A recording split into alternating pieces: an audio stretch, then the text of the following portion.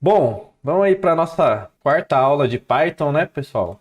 A gente vai ver hoje aí nessa primeira parte, um breve resumo do que a gente viu nas outras aulas aí, só para dar uma relembrada, dar uma passadinha aí no que a gente viu para refrescar um pouquinho da memória. E vamos falar um pouquinho de design patterns também, que são um conceito muito importante dentro da programação também, né? Bom, a gente viu aí, pessoal, na última aula, o conceito de encapsulamento, né? A gente fez até alguns exemplos, colocamos em prática alguns exemplos, que era a gente fazer uma classe que tem um atributo privado, que a gente viu aqui no Python, né? Que a gente coloca os dois underlines no início da variável. A gente coloca essa variável como um tipo privado, né? Que ela só é acessado de dentro da classe dela e não é acessado, né, de uma forma exterior dela, né? A gente não consegue acessar, a gente consegue criar métodos para acessar ela, métodos que sejam públicos e acessar ela, mas a classe, o atributo ou o método privado, a gente tem a intenção de resguardar ali aquela, seja uma variável, seja um método, para ele não ser alterado de fora do contexto dessa classe. Então a gente tem um exemplozinho que a gente fez aqui do saldo, colocamos dois underlines aqui, então a gente não consegue acessar essa variável de fora da classe. A gente fez alguns exemplos aqui, né? Criamos uma conta bancária, aí a gente colocou o tipo, que a gente viu que funciona, né? Colocou a conta, a gente criou um objeto e instanciou um objeto da classe conta bancária, passando esses atributos, e aí a gente acessa o atributo do tipo, ele funciona, porque o tipo ele é público. O número também ele vai funcionar, a gente consegue alterar o valor dela. E o saldo a gente não consegue, né? Na verdade aqui era ponto underline underline saldo, que é o nome da variável. A gente não consegue porque ele é privado. O método exibir saldo, dentro dele ele acessa a variável saldo, né? Porém, como ele é um método público, a gente consegue acessar ele e dentro dele a gente consegue acessar essa variável. Tranquilo, né? A gente vimos também o conceito de herança, que é bastante utilizado aí dentro de programação orientada a objetos, que a gente tem, por exemplo, uma classe, que é uma classe pai, e as classes filhas, onde elas vão herdar todos os atributos e métodos dessa classe pai. Então, por exemplo, a gente tem a classe animal, onde ela tem um atributo nome e um método respirar. E uma classe mamífero, que ela herda do animal, ou seja, ela vai herdar todos os atributos e métodos que animal tem. Então, ela vai herdar o nome e ela vai herdar o método respirar. Réptil, mesma coisa. A gente fez alguns exemplos aí cada classe filha tem suas peculiaridades, suas coisas, seus métodos específicos, seus atributos específicos. A gente viu polimorfismo, né? Que nada mais é que a gente sobrescrever um método da nossa classe pai. Então a gente tem ali o mesmo conceito da herança, onde a gente vai herdar os atributos e os métodos da nossa classe pai. E no polimorfismo a gente viu que a gente consegue também alterar o que esse método que a gente está herdando da nossa classe pai faz, né? Então, por exemplo, a gente tem a forma geométrica e ela tem o método desenhar. Então, quando a gente cria a classe círculo que está herdando da classe forma geométrica, todos os atributos e métodos, a gente viu que a gente consegue alterar o que esse método faz para ele fazer algo específico dentro da classe círculo. Mesma coisa para o quadrado, a gente fez um exemplozinho, aí a gente criou aqui uns exemplos para a gente ver que quando a gente chamar o método desenhar e a gente sobrescreveu ele em cada uma das classes no círculo, desse caso, ele vai printar você está desenhando um círculo e no quadrado ele vai printar você está desenhando um quadrado. E se eu não sobrescrever, o que ele vai fazer? Ele vai manter o método, o que está fazendo, vindo da nossa classe pai, né? Nossa classe forma geométrica, a gente viu isso. Então, se no caso eu não tivesse sobrescrevido esse método desenhar, ele iria executar o que tem no desenhar que está vindo da minha classe pai. Ou seja, ele iria printar, no caso aqui, por exemplo, você está desenhando uma forma geométrica. Sem segredos, bem tranquilo. A gente viu aí como criar enums no Python, né? Que é uma forma da gente criar constantes também. A gente viu, a gente consegue criar, de certa forma, as constantes que não existe um tipo constante no Python. A gente cria enums para ser algumas constante para a gente. A gente viu as interfaces, né? Interfaces, implementações, né? Que era aquele conceito de contrato, basicamente, né? Que a gente viu que quando a gente cria uma classe e ela implementa, né, de uma interface que a gente cria, a gente meio que tá assinando mesmo com o contrato, vamos dizer assim, né, uma forma de a grosso modo de explicar seria isso, que tipo, por exemplo, a gente tem a nossa interface que é formulário e nela tem um método abstrato que é validar campo. Então todo mundo que implementar essa interface, toda a classe, ela vai ser obrigada a dizer o que esse método validar campo vai fazer. Então, a mesma coisa aqui desta interface impressão. Todo mundo que implementar essa interface, ele vai ser obrigado a dizer o que esse método imprimir comprovante vai fazer. Aí a gente viu aqui uma classe conta bancária formulário, que ela está implementando as duas interfaces, né? Tanto formulário quanto impressão, que é a que a gente criou aqui no caso. Aí a gente tem que obrigatoriamente dizer o que esse método que está dentro dessa interface vai fazer dentro da nossa classe, né? Então, é como se a gente estivesse assinando um contrato com o formulário e falando assim, ó, eu vou implementar o que você tem aí, pode deixar que eu vou fazer o que tem. Eu sou obrigado a fazer, dizer o que esse método vai fazer. Pode ter mais de um, tá, pessoal? Então, dentro da interface aqui, por exemplo, de formulário, a gente poderia ter N métodos abstratos que a gente iria obrigar quem implementar a dizer o que esse método vai fazer. Beleza, né? Até aqui, tranquilo, né, pessoal? Um breve resumo aí do que a gente viu nas outras aulas. A gente vai agora começar a falar um pouquinho sobre design patterns, que são conceitos também dentro da programação, que são muito importantes para o programador, para ele manter, né, a legibilidade do código dele, a integridade do código, para manter um código mais fácil de dar manutenção, mais fácil de implementar novas features no seu código. Então, quando você quer fazer coisas novas no seu código, quando você tem um código que ele segue alguns padrões de projeto, é muito mais fácil para você criar coisas novas e não quebrar todo o resto do seu código, por exemplo, quando você segue alguns padrões, né? Então, o que é design pattern, pessoal? São padrões de projeto, né? São soluções típicas para problemas comuns em projetos de software. Cada padrão é como uma planta de construção que você pode customizar para resolver um problema de projeto particular em seu código. Padrões são como um conjunto de ferramentas para soluções de problemas comuns em design de software. Eles definem uma linguagem comum que ajuda a sua equipe a se comunicar mais eficientemente. Então, é como eu falei, até mesmo para quando você tem várias pessoas trabalhando num projeto e você seguir certos padrões, é mais fácil para todo mundo estar alinhado e saber o que está acontecendo dentro do projeto, né? Dentro do código mesmo. E até mesmo para você dar manutenção, correção de erros que dão no seu projeto, quando você segue padrões, você sabe onde está ocorrendo algum erro, né? Eu até estava vendo a aula do Rafa, em que ele deu um exemplo bem legal lá, que tem um padrão de projeto que é de controller, por exemplo, que aí é onde a gente define as nossas rotas, né?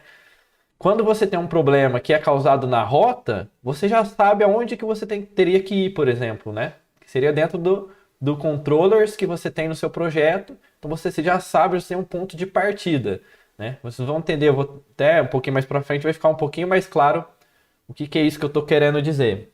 Beleza, então vamos seguir, né? Nas design patterns, pessoal, a gente pode separar elas, né, os padrões que a gente tem em três tipos de categoria. Que a gente tem as patterns que são de criação, as patterns que são estruturais e comportamentais, né? Então, assim, a gente tem padrões que são para criação de coisas dentro do nosso projeto, criação de objeto, de classe, de estruturais, que é para estruturar as nossas classes, nossos métodos de uma forma mais organizada, comportamentais, né, que são coisas que acontecem no nosso código e a gente tem um padrão para desenvolver algumas coisas, que aí esses padrões são chamados de comportamentais. A gente tem aqui algumas patterns, né, que a gente lista aqui, Factory Method, Abstract Factory, Adapt, a gente tem um monte aqui, né, pessoal? Se a gente for ver, Tem até livros só sobre design patterns, que listam N design patterns aí que a gente segue padrões para desenvolver no nosso projeto, né? Por exemplo, a gente tem Singleton, que seria basicamente a gente criar uma classe que a gente cria, por exemplo, o Singleton é uma design pattern, então é o quê? É um padrão de projeto. E o que é esse padrão de projeto Singleton? Seria a gente implementar uma classe onde essa classe ela pode ser instanciada apenas uma vez. Vocês lembram quando a gente fez, quando a gente estava entendendo classe, que a gente criou objeto, até que tinha conta 1 e conta 2 da mesma classe, até que eu falei, são objetos diferentes, porém da mesma classe, que são instanciados da mesma classe. O Singleton, ele não permite que uma classe seja instanciada mais de uma vez. Então, quando a gente cria num padrão de projeto, né, num padrão de projeto no Singleton, a gente não conseguiria fazer aquele conta 1 igual, instanciar um novo objeto, e conta 2 instanciar um outro objeto diferente. O Singleton é um padrão que ele serve para você dizer que aquela classe que implementa essa design pattern, ela pode ser instanciada apenas uma vez no projeto, na execução do projeto. Ah, mas para que isso, Felipe? Para quê? Depende, né? Tem vários casos específicos para que você utilizaria uma design pattern, né? Nessa no Singleton, por exemplo, vamos dizer que a gente teria uma conexão com o banco de dados dentro do nosso projeto, onde a gente não precisaria, cada parte do projeto que a gente faz essa conexão, instanciar um novo objeto, sendo que ele faz a mesma coisa, que é só se conectar com o banco e te trazer essa conexão para você fazer as queries que você precisa. Para quê? Então a gente implementaria, por exemplo, um Singleton na classe nossa que faz a conexão com o banco de dados. Em qualquer lugar do projeto que a gente utilizaria esse Singleton, a gente estaria utilizando o mesmo objeto que em todas as partes e garantindo que a gente tem um objeto instanciado só, então uma conexão aberta, sendo que não precisaria abrir várias conexões e estar concorrendo entre essas conexões, né? Esse é só um exemplo, pessoal. Pode ter N coisas que a gente pode estar fazendo com essa design pattern, tá? Então, assim, conforme a gente for estudando esses padrões e a gente for batendo o olho no código, a gente vai parar e vai falar assim, aqui eu acho que eu poderia usar essa design pattern aqui que vai facilitar para mim alguma coisa, né? Por exemplo, esse observer. Esse observer é basicamente o que o nome diz mesmo. Esse padrão de projeto, né? Essa design pattern, ela é o quê? É você criar um observer de uma classe, ou seja, você vai colocar um método, por exemplo, dentro de uma classe, onde outras classes vão estar observando aquele método, ou seja, vão estar esperando algum evento daquela classe acontecer. Então vamos supor que a gente tem lá a nossa classe conta bancária e houve uma transação.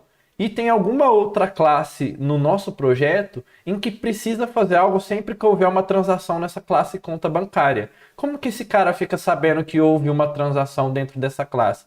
Através do observer. A gente implementa esse padrão, essa design pattern lá na nossa classe conta bancária, por exemplo, e uma outra classe, N classes que quiserem, elas vão ter o observer delas adicionado nessa classe conta bancária, e sempre que houver uma alteração, ela vai avisar todo mundo que está com o observer dentro dela ali, por exemplo, está observando ela.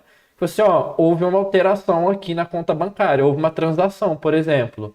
Aí você avisa essas outras classes e elas vão fazer o que ela tiver que fazer dentro delas. Então a implementação dentro dela, por exemplo, de uma outra classe, vai estar lá deixa eu pensar aqui um exemplo dentro desse contexto de conta bancária. De gerar o extrato, por exemplo. Então a gente fez uma transação, aí uma classe que é responsável por gerar o extrato, ela tem o observer que ela está observando essa conta bancária que ocorreu uma transação. Aí quando ocorreu, essa classe avisou todo mundo que está observando ela, que teve um evento ali. Aí esse observer, que a classe que está de gerar um comprovante, por exemplo, foi avisada, ó, houve uma transação. Aí ela vai fazer o quê? Gerar um comprovante, por exemplo. Então, esse é um padrão de projeto que é bastante usado, que é muito usado em muito projeto que a gente utiliza, essa pattern. Ela é muito boa, facilita muito.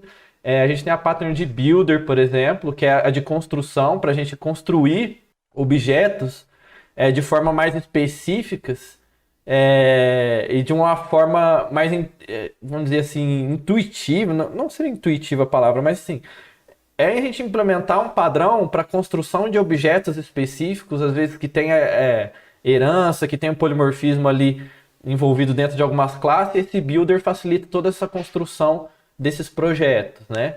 A gente tem decorator ali, que a gente tem até dentro do Python, que a gente vai falar um pouquinho.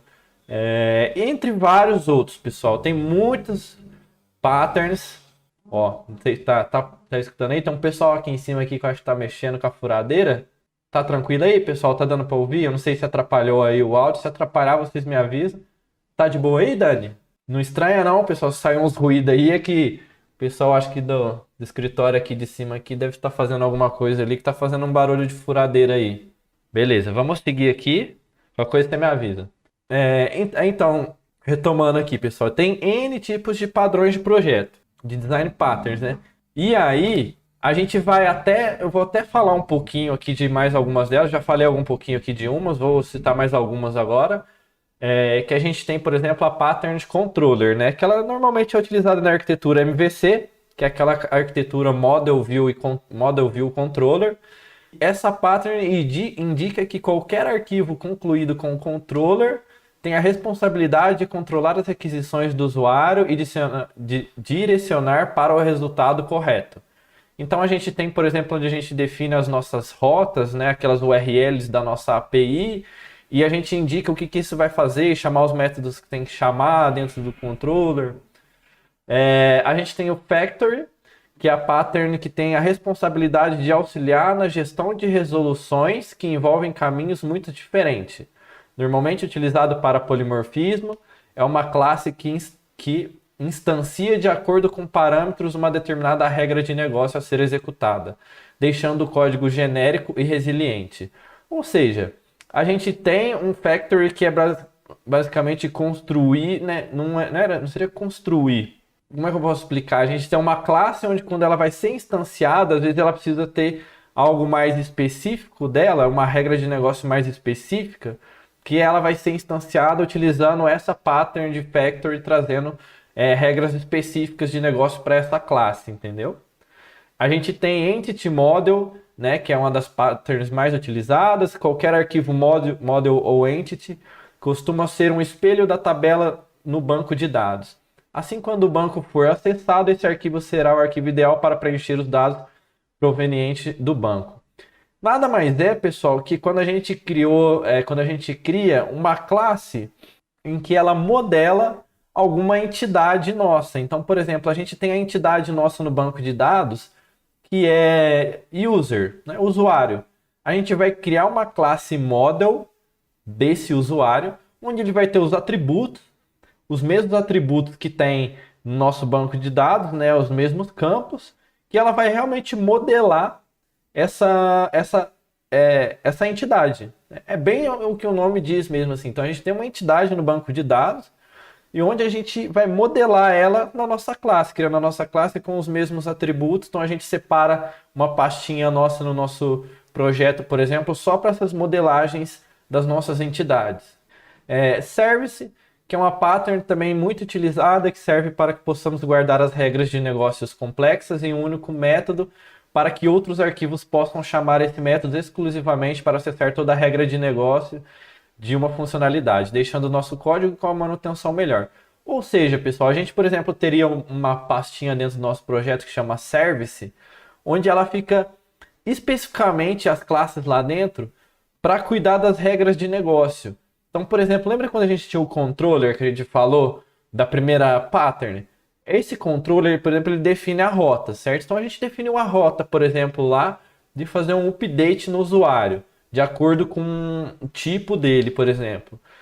Aí você já pensou se a gente for fazer tudo isso dentro do controller, né? Toda a regra de negócio que tiver, se o usuário for admin, vai fazer alguma coisa, se ele for usuário comum, faz outra. Aí, o que a gente faz? A gente cria o service, né, que tem toda a regra de negócio separado. Então, dentro do nosso controller, a gente poderia chamar a classe de service, chamando para fazer o que ele faria. Então, se a gente for fazer uma manutenção na regra de negócio, a gente já saberia onde está e o que ele está separado. Então a gente tem o nosso service lá e a gente tem as regras de negócio específicas lá dentro. Então, para realmente separar o nosso código, né? Que a gente tem um conceito muito importante dentro da programação, pessoal, que se chama Separation of Concerns, que a tradução seria uma tradução literal, assim, eu acho que seria tipo separação de responsabilidades, vamos dizer assim, né?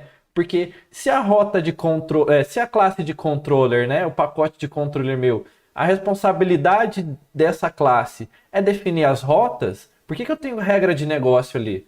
Não é responsabilidade da rota definir as regras de negócio. Então a gente separa no service, por exemplo, entendeu? Então tudo isso que a gente cria esses padrões, separar por pastas, tudo de cada coisas que vão fazer separadinhos, para quê? Justamente para esse conceito de separation of concerns, né? Para o nosso código ficar mais legível, ficar mais fácil da gente entender, mais fácil de dar manutenção, tudo aquilo que eu citei no começo. Então a gente tem o repository, né, que assim como os models e entities são o espelho do banco de dados, os repositories são os arquivos que manipulam esses modelos e entidades a fim de gerar um melhor resultado na integração com o banco. Normalmente são os arquivos onde as queries e demais scripts de banco de dados estão inseridas. Então, pessoal, vamos supor assim, que no repository a gente vai fazer o quê? As consultas nossas, por exemplo, no banco de dados, né? O que a gente precisa montar as nossas queries. Só que onde que está modelado a nossa entidade? Está dentro de models. Só que onde que está a regra de negócio? Dentro de service. Então, no service, a gente vai montar a regra de negócio, por exemplo, para alterar o usuário de acordo com alguma coisa, com um tipo dele, não sei, o que a gente precisar fazer. E quando for alterar, eu não vou fazer dentro de service, porque quem é responsável por alterar fica dentro de repository, a query fica lá, e não a regra de negócio. Entendeu? Tem que ficar bem separado essas responsabilidades. Então a responsabilidade, por exemplo, de query, de acessar o banco de dados e realizar a query, fica dentro do repository. A regra de negócio que fica dentro do meu código fica dentro do service. Vocês viram como que cada coisa está separada dentro de cada da sua responsabilidade? Isso que é muito importante para a gente ter o nosso código de uma manutenção mais fácil, de uma integridade melhor do nosso código. Aí a gente tem o DTO, né, que é muito utilizado no back-end. DTO significa Data Transfer Object, ou seja, um objeto de transferência de dados. Não são modelos, são apenas objetos onde juntamos uma série de dados provenientes de diversas fontes a fim de facilitar o resultado para o usuário, né? Nada mais do que a gente acessar, às vezes, o nosso banco de dados através do DTO. Esse DTO eu nem tenho tão formalizado assim o conceito dele, porque eu nem cheguei a utilizar, mas ele é bem semelhante, né? Igual ele falou ali eles não chega a ser os modelos que a gente tem nos nossos models, mas ele é bem semelhante ao repository ali que faz as queries. Eu até nem consigo, pessoal, assim, dizer para vocês realmente qual que seria a diferença de um para o outro, tá? Eu vou até perguntar depois para o Rafa, que é algo também que fica um pouco confuso até para mim, porque esse DTO eu não cheguei a utilizar muito, essa design pattern, nos projetos em que eu trabalhei. Vamos lá, vamos seguir, que esse aqui é bastante coisa para absorver. Se for tendo dúvida, vai mandando aí, pessoal, não precisa ficar acanhado não. Útil. Normalmente usamos essa pattern para atividades diversas que chamamos de utilitários, como formatação de campos, validações de senha, CPF, entre outros. Para qualquer função, método que desempenhe um papel de utilitário para o sistema inteiro, pode ser utilizado essa pattern. Nada mais é do que a gente separar as utilidades do nosso projeto em uma outra pasta também, né? Para quê? Por exemplo, vamos supor que a gente tenha um método em que a gente faça uma validação de e-mail. Se a string que eu estou passando, se ele é um e-mail válido. Se tem arroba, se tem um ponto .com ou ponto algum domínio, certo? Que nada mais é quando a gente preenche um formulário de e-mail lá que ele avisa pra gente se o e-mail está incorreto ou não. Se é um e-mail válido ou não. Então, vamos supor que a gente utilizaria isso em 5 partes do nosso código, do nosso projeto. Aí, já pensou que eu ter esse método e criar esse método dentro de 5 classes diferentes, Sendo que esse é um método utilitário para mim, né? Ele é um método utilitário que é para validação de e-mail, por exemplo. E ao invés de eu, desses 5 classes, eu criar esse método nas 5 e, tipo, e fazer código a mais sem necessidade, eu separo tudo dentro de um pacote útil, por exemplo, e utilizo ele em várias partes. Então eu crio ele uma vez dentro do útil e utilizo ele em 5 classes que eu precisar utilizar, por exemplo. Aí olha a facilidade que tem na manutenção do meu código também. Ao invés de eu, se eu tivesse nas 5 classes, por exemplo, precisasse alterar esse método, eu teria que entrar nas 5 e alterar ele lá, por exemplo. Né? Já pensou o trabalho que não daria isso? Só que aí se eu tenho tudo separado dentro de útil, e todo mundo chama ele lá de dentro de útil, então eu só mudo lá dentro desse pacote, por exemplo, e já vai ser alterado em todo o meu projeto. Né? Muito mais fácil da gente dar uma manutenção, por exemplo. Singleton, que é gerenciar memória em linguagens de orientação a objeto, é sempre um desafio. Senão, ficamos instanciando milhares de objetos iguais sem necessidade. Um singleton é uma pattern que identifica que aquela classe é instanciada apenas uma vez no sistema, deixando-a mais performático. Que é o que eu expliquei ali no exemplo que eu dei para vocês, pessoal, né? Quando eu falei do singleton. Que nada mais é que quando você implementa essa pattern numa classe, é você dizer que aquela classe vai ser instanciada apenas uma vez. Lembrando do conceito quando a gente falou, né? A gente tem uma classe que ela só modela pra gente ali o que vai ser feito. E quando a gente instancia um objeto de uma classe, que a gente manipula esse objeto. Só que, então, ó, instanciar um objeto de uma classe. Então, o singleton, ele permite instanciar uma vez só. E a gente não quer dizer que a gente vai utilizar ele só em um lugar. Não, a gente pode utilizar em vários lugares. Porém, em todos os lugares que ele for utilizado, vai ser sempre a mesma instância daquela classe. Ou seja, tudo que eu alteraria dentro desse singleton, ele é alterado para todo lugar que ele é utilizado. Né? Aí eu até dei o exemplo do banco de dados, conexão com o banco de dados lá. Transaction, né? Existem serviços que, como já falamos, são a base de regra de negócio do nosso sistema. Porém, às vezes, muitos serviços precisam ser chamados e a falha de um impacta no demais. Para esse caso, utilizamos o pattern transaction, para que tudo dentro de uma transação ou ocorra 100% ou não ocorra nada. É basicamente, pessoal, algo que eu acho que vocês devem ter visto com o Dani. Como é que era mesmo, Dani, lá no SQL que você tem o commit? Não, como é que é? O rollback lá?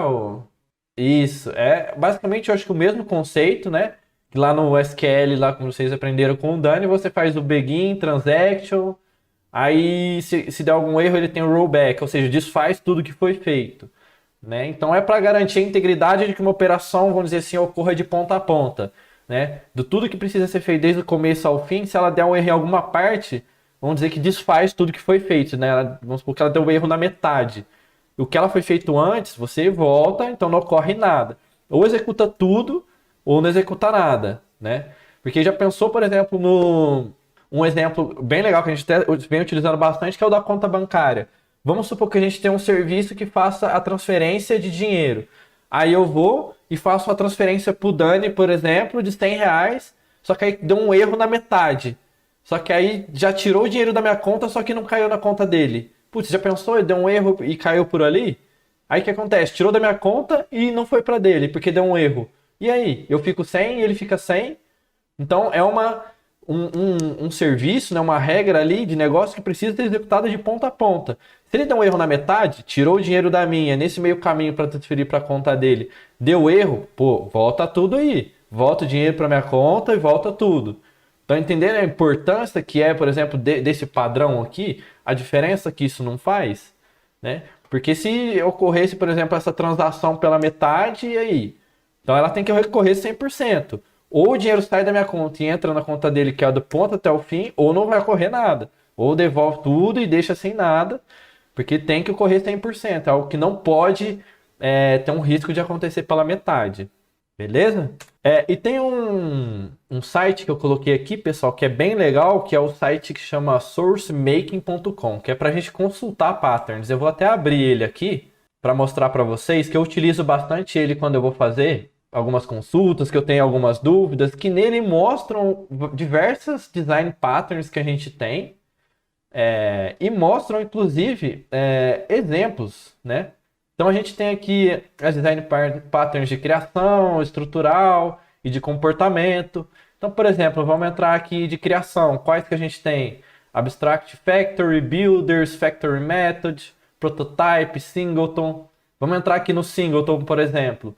Ele diz pra gente o que é, né, quais problemas que ela resolve. Então, por exemplo, a aplicação precisa de uma e somente uma instância de um objeto. Então é o que a gente explicou lá. A gente precisa que uma classe seja instanciada apenas uma vez. A gente garante, através dessa pattern, que essa classe vai acontecer isso. Aqui ele mostra a estrutura dela, né? Como é que funciona aqui através de um diagrama de UML. Aqui tem um exemplo, e ele tem exemplo, pessoal, implementando. Então ele tem aqui, ó, exemplo em Java, em C++, PHP, Delphi e Python. Então vamos entrar em Python aqui, por exemplo, ó. Ele traz aqui já um exemplo para a gente de singleton, de como é que a gente vai implementar, que a gente vai criar uma classe singleton, depois a gente vai implementar a nossa classe que vai ser o singleton dessa forma, passando aqui como um metaclass aqui, e vai garantir que essa classe seja instanciada apenas uma vez, né? Então assim, por exemplo, eu fiz, ó, o meu myClass, ele está implementando a pattern de singleton, certo? Então ele pode ser instanciado apenas uma vez. Então eu instanciei um objeto M1 do myClass e o M2 do myClass. Mas vocês lembram que quando a gente estava aprendendo no começo, que cada objeto ele seria manipulado e teria as suas informações, e cada objeto é diferente um do outro. Mas como ele é um singleton, ele vai ser o mesmo objeto. Aí aqui, se a gente for testar aqui, ele vai até falar que o M1 é o M2, né? M1 vai ser a mesma coisa que o M2. O que eu mudar no M2 vai mudar no M1, o que eu mudar no M1 vai ser no M2. Então, é a mesma instância, não são duas instâncias diferentes. Então, esse site é bem legal, pessoal. Esse é um conceito muito importante da programação, que é a Design Pattern, que garante que você seja, né, um programador que faça códigos com qualidade, com performance boa. Então, é algo que vale a pena dedicar um tempinho para aprender. Não precisa decorar, né? Eu não decoro tudo, né? Você acha que eu vou decorar tudo? Como é que implementa tudo, todas as patterns? Nem tem o porquê. Mas eu preciso saber, né, pelo menos o conceito de cada uma, para quando eu estiver codando ali e eu me deparar com algum problema, algo que eu vou lembrar, que eu falo assim, olha, essa pattern aqui vai resolver esse problema para mim. Como é que eu implemento? Aí eu venho aqui e vejo como é que eu vou implementar. Eu não preciso decorar como que eu implemento. Mas o conceito dela é importante eu saber, né? Que vamos supor que eu estava no meu código ali, codando, papapá, e quando eu vejo, eu falo assim, putz, eu tenho minha classe aqui de acesso ao banco. E eu não quero que quando eu instanciar ela, que seja várias instâncias, eu quero que seja uma só. Nossa, tem aquela pattern singleton lá que resolve esse meu problema, hein? Deixa eu ver como é que faz. Entro aqui no site, digito no Google como implementar singleton em Python, em Java. Tipo assim, a pattern, pessoal, ela é independente da linguagem, tá? Ela é um conceito. Então você consegue implementar o singleton em Java, em Python, em JavaScript. Então ela é um conceito. Então por isso que é importante você aprender o conceito e não como você vai exatamente implementar, né? Então vamos dar uma olhadinha aqui só em mais algumas, ó. A gente tem estrutural, que aí tem adapter, bridge, composite, decorator. A gente tem as comportamentais aqui. Olha o observer, que legal aqui, né? Que eu tinha falado para vocês, que é você fazer várias classes, poder ficar observando uma classe quando acontecer um evento, ela avisar todo mundo que algum evento aconteceu, né? Aí ele tem aqui a estrutura de um diagrama aqui de um ML de como é que essa pattern é implementada, né? Que a gente tem o observer aqui dentro da classe, quem que vai ser avisado quando acontecer algum evento. A gente tem os exemplos. Aí se a gente vir aqui, a gente tem como implementar ela nas linguagens, né? Então a gente tem o observer, quem que tem o concrete observer, quem que vai observar quando ele vai ser avisado. Então, por exemplo, esse subject aqui, sempre que acontecer algum evento nele, ele vai notificar, olha, tem um método aqui de notificar todos os caras que estão observando ele. Então, quando a gente cria um cara que vai observar, ó, a gente até tem aqui o Concrete Observer, que ele, olha para você ver, ele implementa, ele herda aqui o Observer, né, que é uma classe abstrata, então ele é uma interface, e olha para você ver, ele tem um método abstrato update, então, ou seja, lembra do conceito de contrato lá? Então, como eu estou implementando essa interface, eu sou obrigado a dizer o que esse update vai fazer. Então, esse padrão de projeto já está utilizando os outros conceitos da programação. Então, eu tenho a interface aqui, então eu sou obrigado a dizer o que o update vai fazer, né? Aí aqui dentro eu vou colocar o meu código do que eu quero que ele faça. E aí, quando eu instancio os meus objetos, o cara que vai avisar todo mundo que houve um evento ou alguma coisa que aconteceu nele, todos os observers são adicionados aqui, ó. Você vê que ele tem um método attach, aqui attach, não sei como pronuncia. Então, todo mundo, o que ele faz? Ó, ele pega o observer de quem seja, né? No caso aqui, ó, concrete observer, que é o cara aqui que a gente está criando. Então, a gente adicionou ele no cara que a gente quer saber se vai acontecer algum evento. Então, olha no subject aqui, a gente tem, então a gente adicionou ele, esse observer. Beleza, aí alguma coisa aconteceu, né? Seja lá, alguma coisa vai acontecer, seja um evento que eu seja que vai acontecer, eu quero avisar todo mundo, eu vou chamar o notify. Então todo mundo que eu fiz esse attach aqui, que eu adicionei no meu observer, que está me observando na minha classe, fala assim, ó, avisa todo mundo, chama o update aí de todo mundo. E o que o update faz? Cada um tem o seu update. Por quê? Porque ele é uma interface. Então, cada classe que tem implementada essa interface, ela vai fazer o que achar necessário nesse update. Então, viu que chega a ser um negócio mágico, assim, se eu pensar, né? Porque cada um tem a sua interface implementada, cada um vai fazer o que precisa fazer, né, específico da sua classe, só que eu aviso todo mundo da mesma forma, chamando o mesmo método. Porém, cada classe que implementou esse método tem a sua peculiaridade de fazer o que ela precisa fazer, né? Eu sei que às vezes fica meio confuso, assim, pessoal, só olhando no conceito, fica meio difícil de entender, mas por isso que é interessante vocês pegarem exercício depois e fazerem, colocar a mão na massa mesmo ali, que só colocando a mão na massa, que vendo funcionar, que faz mais sentido pra gente, né? Porque se ficar só na teoria assim, é difícil de pegar o conceito mesmo. Tem que pegar e fazer, porque aí fica mais claro do que está acontecendo por debaixo dos panos, né? Então esse site é bem legal, vocês podem consultar ele, ver o que... Só que tá tudo em inglês, né? Mas aí vocês podem consultar aí que ele tem muitos exemplos legais, pessoal. Beleza?